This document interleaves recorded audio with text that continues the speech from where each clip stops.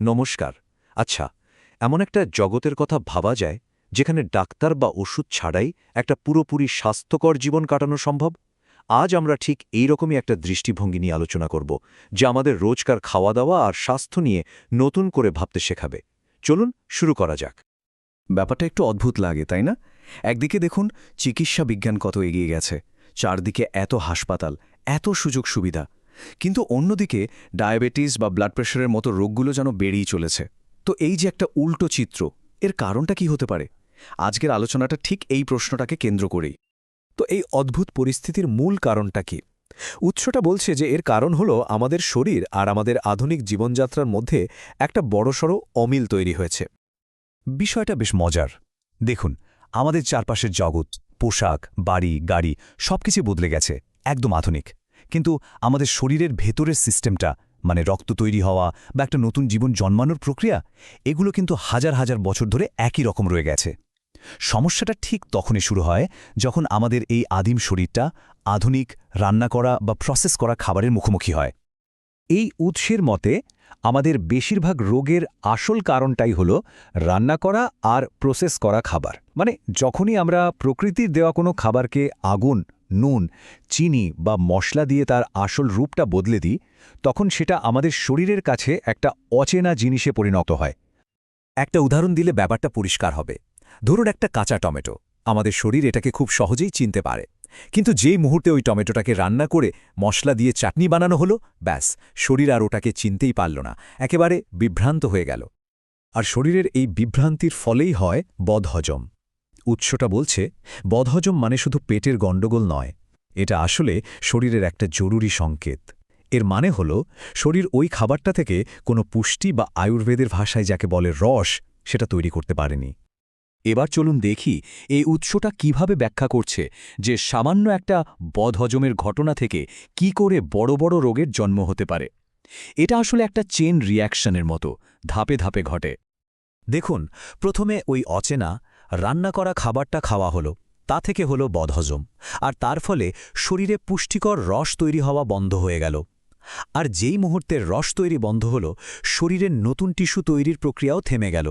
উৎসটার মতে ঠিক এভাবেই ডায়াবেটিস বা ক্যান্সারের মতো বড় বড় রোগের শুরু হয়। আয়ুর্বেদ অনুযায়ী এই রস থেকেই কিন্তু ধাপে ধাপে আমাদের শরীরের বাকি সব উপাদান তৈরি হয়, যেমন রক্ত, মাংস, মেদ, হাড়, এই সব কিছু। তো এটাই হলো আমাদের শরীরের পুষ্টির মূল ভিত্তি। যখন এই রসটাই তৈরি হয় না, তখন তো পুরো শারীরিক ব্যবস্থাটাই ভেঙে পড়ে, আর সেটাই অসুস্থতা হিসেবে দেখা দেয়। এতক্ষণ তো আমরা সমস্যা নিয়ে অনেক কথা বললাম, এবার আসা যাক সমাধানের দিকে। উৎসটা এর জন্য খুব সহজ কিন্তু দারুণ শক্তিশালী একটা দর্শনের কথা বলে। এটাই হলো মূল মন্ত্র। সোজা কথায় বেঁচে থাকার সবচেয়ে ভালো উপায় হলো কাঁচা খাবার খাওয়া। মানে প্রকৃতি আমাদের যেভাবে খাবারটা দিয়েছে ঠিক সেভাবেই সেটাকে গ্রহণ করা, কোনো রকম বদল না করে। প্রশ্নটা কিন্তু সত্যি ভাবার মতো, তাই না? উৎসটা বলছে প্রকৃতি প্রত্যেকটা জীবের জন্য তার নিখুঁত খাবার তৈরি করে রেখেছে। একটা গরু তো আর ঘাস খাওয়ার সময় ভাবে না যে কতটা প্রোটিন পেল, বা একটা বাঘ শিকার করার পর ভিটামিনের হিসাব করে না। তাহলে মানুষ কেন প্রকৃতির দেওয়া আসল খাবার খেলে তাকে পুষ্টি নিয়ে এত চিন্তা করতে হবে? শুধু মুখে বললেই তো হবে না, এই দর্শনকে বাস্তবে কাজে লাগানো কতটা সহজ। চলুন তার একটা উদাহরণ দেখে নিই। উৎসটা রাতের খাবারের জন্য একটা খুব সাধারণ রেসিপি দিয়েছে। উপকরণগুলো দেখুন, একদম সাধারণ। গাজর, মুগ ডাল, বাদাম, সর্ষে, মধু, এগুলো তো আমাদের সবার রান্নাঘরেই থাকে। আর সবচেয়ে বড় কথা, সবই প্রাকৃতিক, যা আমাদের শরীর খুব সহজেই চিনতে পারে। বানানোটা খুবই সহজ। প্রথমে আগে থেকে ভিজিয়ে রাখা মুগ ডালের সাথে শুধু গাজর কুচি মিশিয়ে নিতে হবে। এই মুগ ডাল কিন্তু প্রোটিনের একটা দারুণ উৎস, আর হজম করাও খুব সহজ। এরপর একটা সস বানানোর পালা। সর্ষের একটা হালকা ঝাঁঝ, লেবুর টক ভাব আর মধুর মিষ্টি সব মিলিয়ে দারুণ একটা স্বাদ তৈরি হয়। সবশেষে সসটা গাজর আর ডালের মিশ্রণের সাথে ভালো করে মিশিয়ে ওপর থেকে একটু ভাজা বাদাম ছড়িয়ে দিলেই হলো, ব্যাস তৈরি। কোনো আগুন বা রান্নার ঝামেলা ছাড়াই একটা দারুণ স্বাস্থ্যকর খাবার। এই যে খাদ্যাভ্যাস, এর প্রভাব কিন্তু শুধু আমাদের শরীরের মধ্যেই থেমে থাকে না। উৎসটা বলছে এটা আমাদের স্বাস্থ্য আর চিকিৎসা ব্যবস্থা নিয়ে পুরো ধারণাই বদলে দিতে পারে। এটা কিন্তু একটা বিরাট বড় দাবি।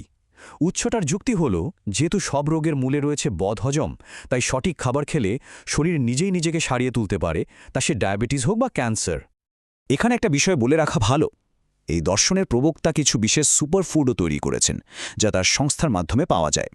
তার মতে এই সুপারফুডগুলো কাঁচা খাবারের পাশাপাশি শরীরকে আরও দ্রুত সুস্থ হতে সাহায্য করে।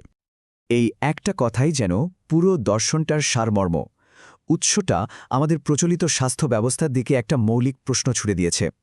যদি প্রকৃতির অন্য সব প্রাণী ওষুধ ছাড়াই সুস্থ থাকতে পারে, তাহলে মানুষের কেন ওষুধের প্রয়োজন হবে? শেষ পর্যন্ত এই পুরো আলোচনাটা আমাদের একটা বড় প্রশ্নের সামনে দাঁড় করিয়ে দেয়। আমাদের এই আধুনিক খাদ্যাভ্যাস কি আমাদের প্রকৃতির স্বাভাবিক নিরাময় ক্ষমতা থেকে দূরে সরিয়ে দিয়েছে? এই ভাবনাটাই হয়তো আমাদের খাবার আর স্বাস্থ্য নিয়ে নতুন করে চিন্তা করার একটা সুযোগ করে দেবে। ধন্যবাদ।